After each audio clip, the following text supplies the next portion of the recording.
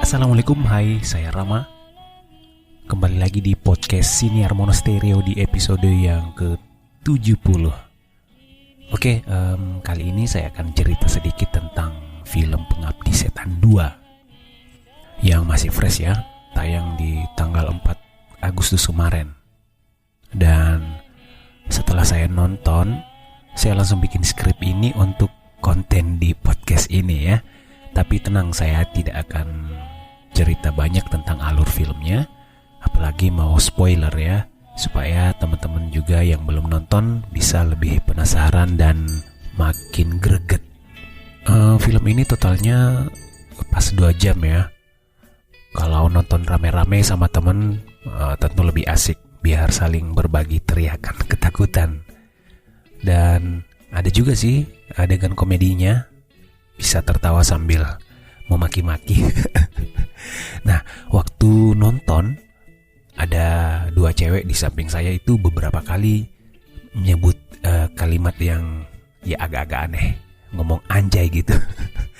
Dan yang lucu pas adegan seram, mereka nutup mata sehingga kadang lupa adegannya. Dan salah satu bertanya ke temannya, bagaimana itu tadi? Aduh, ya sayang sekali sih. Film bagus tapi kebanyakan nutup mata. Tapi ini sebenarnya wajar karena emang filmnya serem ya. Ditambah lagi setting yang dominan gelap dan suasana vintage jadul, plus scoring musiknya yang mantap, menggelegar.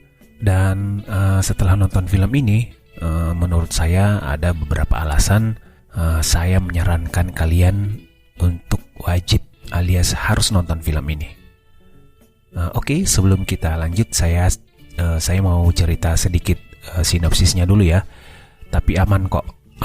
Sekali lagi ini non spoiler.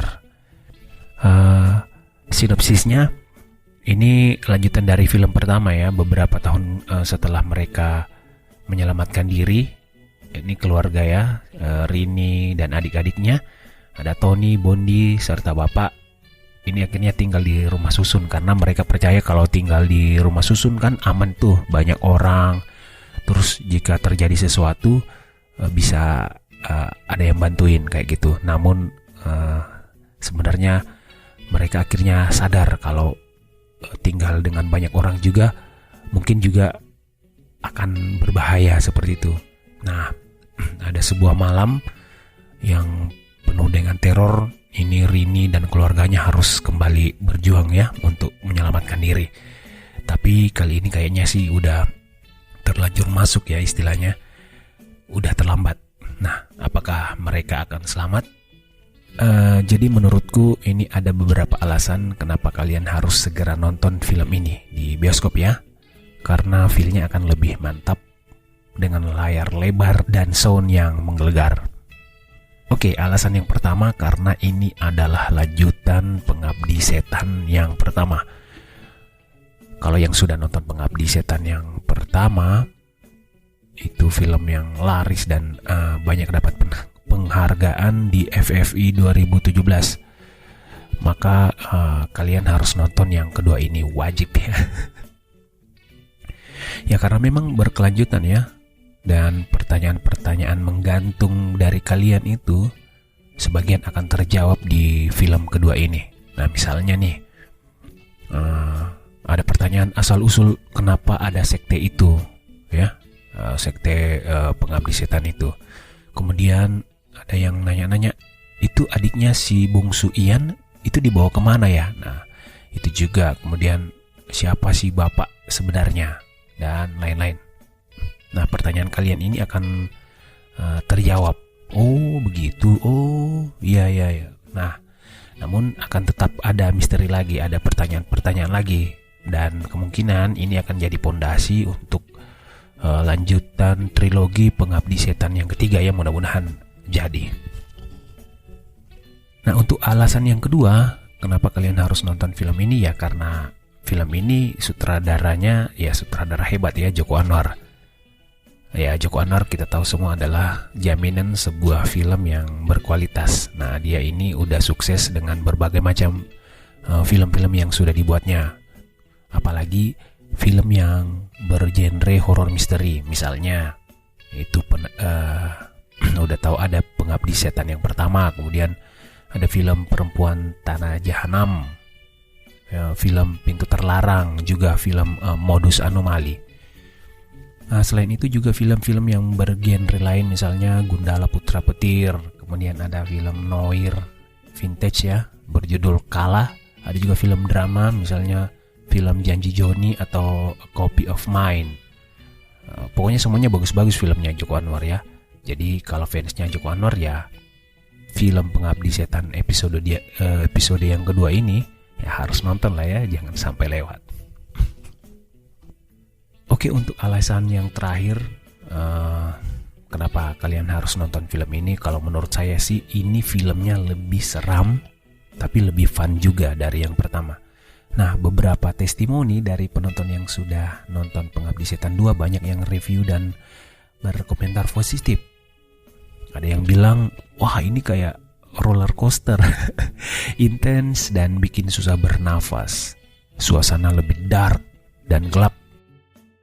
Nah, sempat saya nonton juga ada wawancara Tara Basro, sang pemeran utamanya ya. Saya nonton dia waktu acara, saya lupa ya channel YouTube-nya. Pokoknya dia diwawancara sama Luna Maya. Nah, si Tara Basro ini ternyata 10 menit pertama nonton waktu gala premier, dia udah mau kabur keluar. Tapi keburu ditahan sama pemain lain. Lalu dia ditanya sama Luna, loh, kok kamu kan yang main, kok kamu takut? Nah, Tara Basro-nya jawab, ya bedalah saat main dan saat film sudah jadi. Kalau sudah filmnya jadi, nah itu kan ada tambahan efek-efek tuh, bikin tambah seram katanya.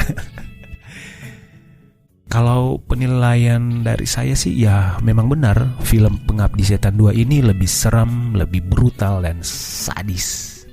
Tapi ada hal yang menarik, di sequel yang kedua ini ada tambahan-tambahan komedi yang cukup pas dan bikin fun.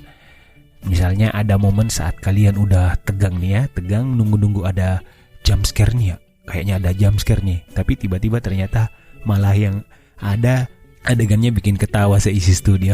Pokoknya seru ya. Menurutku itu sih 3 alasan kuat yang saya rekomendasikan kenapa kalian harus nonton film ini. Sebenarnya ada alasan satu lagi sih, yaitu karena ini adalah film pertama di Indonesia bahkan di Asia Tenggara yang sudah bekerja sama dan berteknologi IMAX, di mana sensasi audio dan visualnya bisa lebih dahsyat dan keren.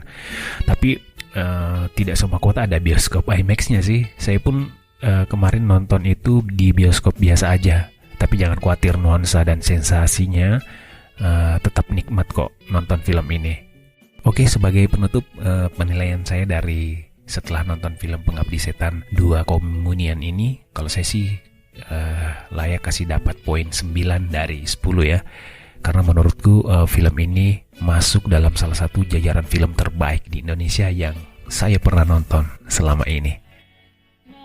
Oke, saya Rama mohon pamit. Assalamualaikum warahmatullahi wabarakatuh dan tabe. Halangi istirahat tenang, kini ku kembali datang di hening dan durjana malam, di hening dan durjana